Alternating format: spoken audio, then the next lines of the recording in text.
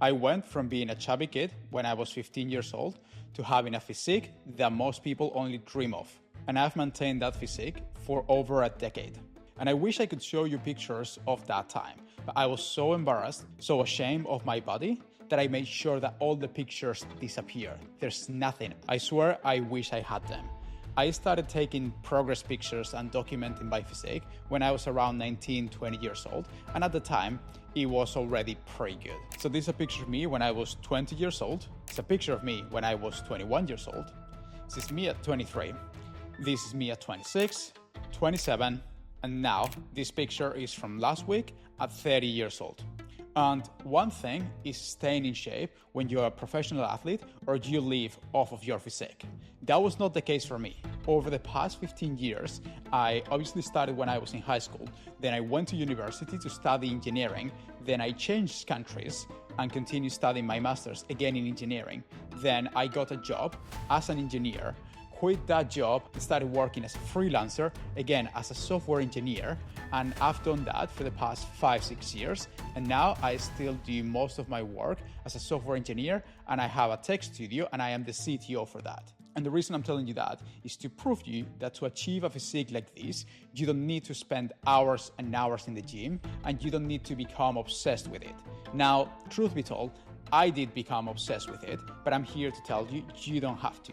And to me, the point of having a physique like this is not to be a gym rat.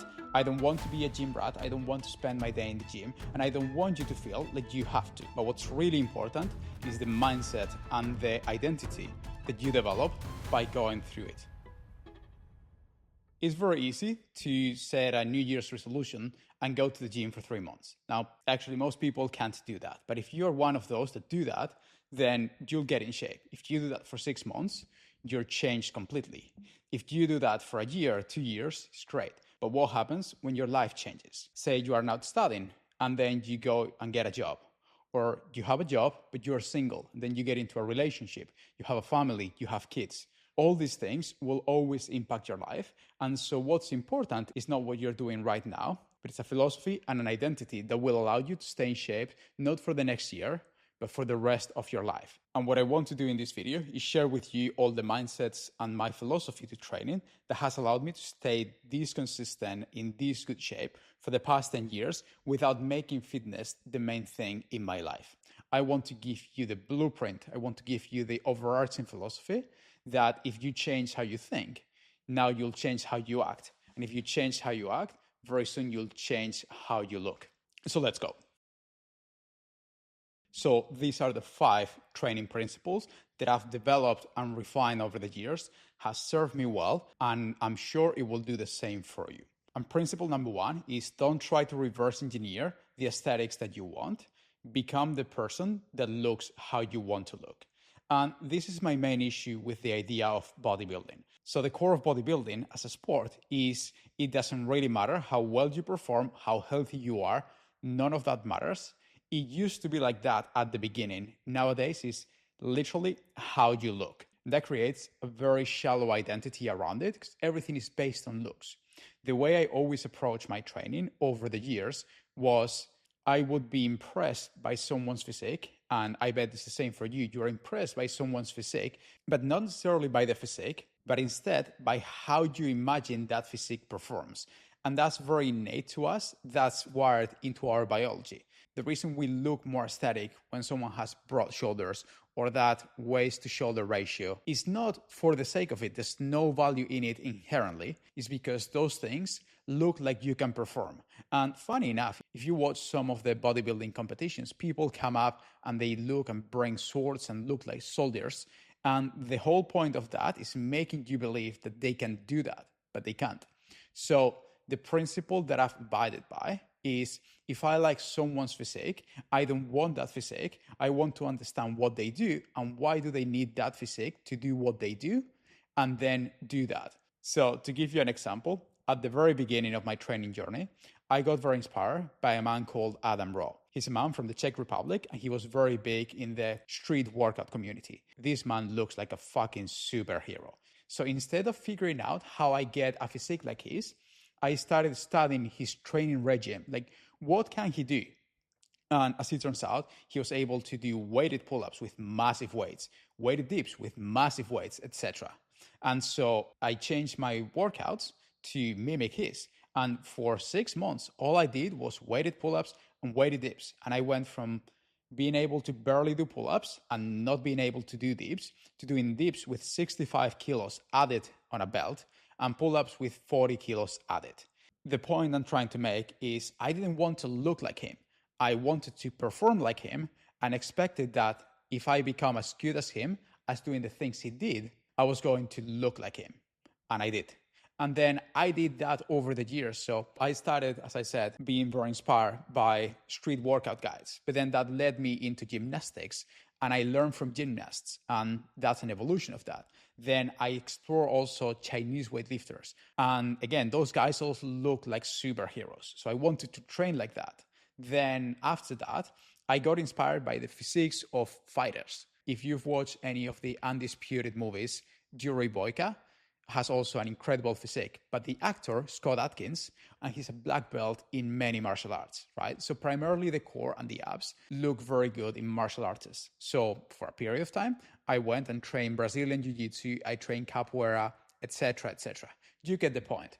I always approach my training as in, what's the physique I want? How do those people perform? Let me go get closer to that performance and trust that I'm going to look like that. And that takes me to principle number 2. You can steal ideas from other disciplines. Bodybuilding and quote unquote fitness in itself is a very narrow field. It's very boring. And if all you do is go to the gym and lift weights, that's very interesting for a year, 2 years. Very soon I realized that only doing that was boring as fuck. And I can promise you, I wouldn't have been able to stay consistent for 10 years if that's the only thing I did. And so, as I said, what I did is, I looked at street workout guys and I copied their routines, right? Because they're really good at developing certain muscles in certain ways. Then I looked at weightlifting and, I wouldn't learn to squat from street workout guys or gymnasts. And I wouldn't learn to do pull-ups or muscle-ups from Chinese weightlifters. But I can learn the squat from the weightlifters and the pull-ups and the dips from the calisthenics guys, right? You get the point. And so the more you do that, the more your repertoire of your fitness grows. And that's exactly what I've done for the past 10 years. I've picked new disciplines and incorporated. And it's gotten to the point where every so often at the gym, I'd be doing something that quote unquote looks odd. And someone would come to me and they would ask, what does that train? And the answer would be something very specific. But that's what makes your depth of understanding big. If you've ever learned anything in whatever your field of expertise is, let's say you are an engineer, let's say you are a software engineer, and you've learned a programming language, but then you learn another programming language and you learn new paradigms, then you learn some frameworks, then you learn some architectural decisions, right?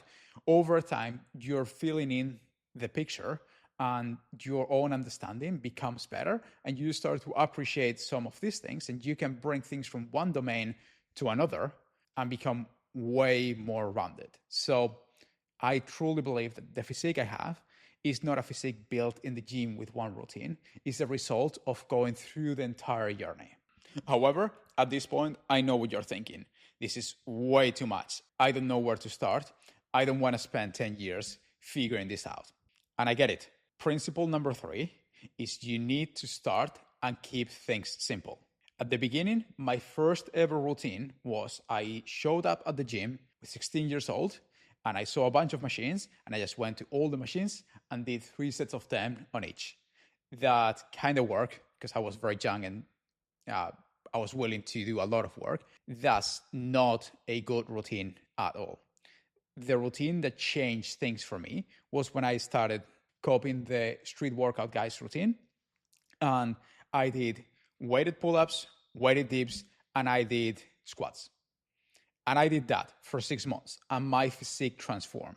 So at the beginning, while you'll over time evolve your mindset and discover new things, you don't want to overwhelm yourself. An idea that you need to understand is every time you go work out, you're basically sending a signal to your body to improve.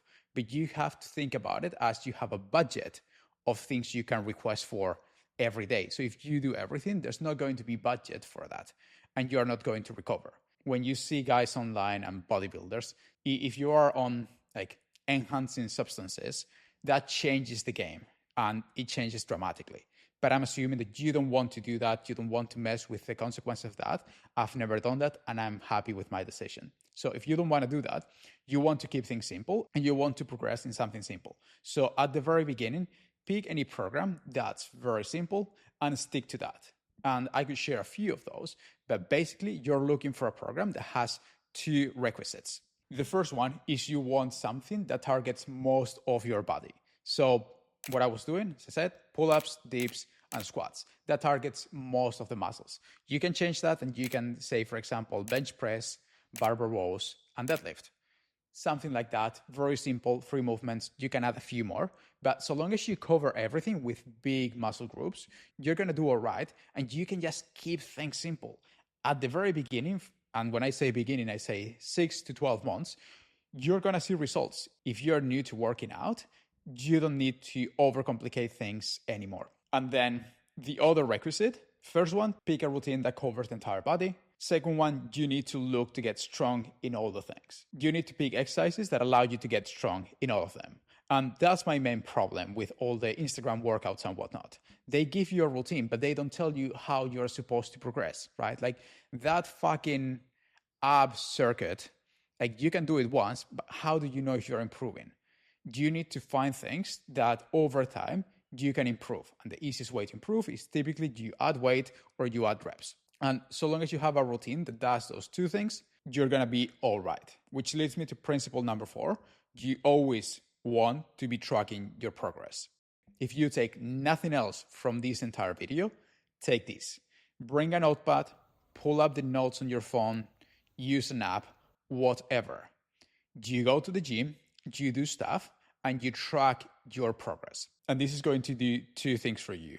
The first one, every time you work out, you know what you did last time, so it sets a bar, and now you are competing with yourself. And you know that you could do it last time, so you certainly can do it today. You can push a little bit further. Second thing that's going to do is you're going to see numbers go up. And I don't know what it is, but there's something very innate to men that we like to see numbers and we like to make numbers go up. And if you do this for 6 months, whatever routine you pick, you're going to see changes. You don't need to overcomplicate things anymore. Pick a routine, track the numbers, do it for 6 months. You're going to change. And even if you take the worst routine, which I don't recommend, by the way, but even if you take the worst routine, which is you just grab a pair of dumbbells and do bicep curls. If you do that for 6 months, I promise you, you're going to improve and your physique will change. So please, please, please, always track your numbers. But then what happens when this starts working? Which it will eventually. If you're new at the gym, it's going to take you 6 to 12 months to see the thing plateauing, but eventually you will. And this takes me to the last point, which is add complexity or change things up only when needed. Eventually, if you start any routine, at the beginning, you're going to see those numbers that you like to see go up. But eventually, they're going to stagnate. And at that point, your improvement is going to diminish. And at this point, if you want to continue making changes, you have basically 2 options. Option 1 is you need to approach it like professional athletes do, right? If you're a weightlifter, if you plateau, you need to push harder, you need to change your routine. And this is the point where programming and more complex routines make sense. You're basically trying to become the best in the world at something. Now, that's not the best thing for most people. And that's not what I've done. When you try to push things, the amount of effort that you need to put to get some results go up exponentially. And again, if you want to be the best in the world, fair enough, but you don't. Most men just want to be strong and fit. And so the other alternative is, well, you can just choose to be strong in something else. So taking the example from before, say you started with pull-ups and dips. Now, once you can't really progress that much with those things, you can switch and start becoming good at bench press and rows, for example. So there's going to be a massive overlap between those 2 things, but you're not as good as bench press and rows. because you've never trained them, right? But by spending some time, maybe a few weeks, maybe a few months on those, and you repeat the process, you track your progress in those lifts, etc., you're basically filling the picture.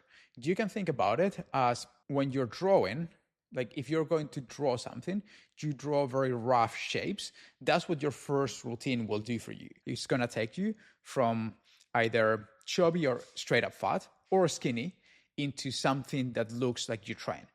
But at that point, it's not perfect yet. And once you start switching up their routines, and that's where principle number 2 of getting inspired by other disciplines makes sense, you start bringing in things that your current routine was deficient in, and then you fix them, right? So if you started with calisthenics, you switch to weights. If you started with weights, now you add calisthenics. If you've always done a lot of like big lifts, start doing more cardio and conditioning and martial arts style training. And over time, you're going to add resolution to things, which is something that happens to me. People ask me, like, what did you do to build those abs or build those biceps? Well, the biceps, I can tell you where they come from. They come from the very beginning when I was doing very heavy weighted chin-ups. And they've stayed big, but I haven't really trained them directly ever since. Where do the abs come from? Well, they developed a little bit then, but then I did a lot of martial arts training, mostly capoeira, which has a lot of kicks and like flips and whatnot. And that develops very strong abs. And so over time, you just fill in the picture.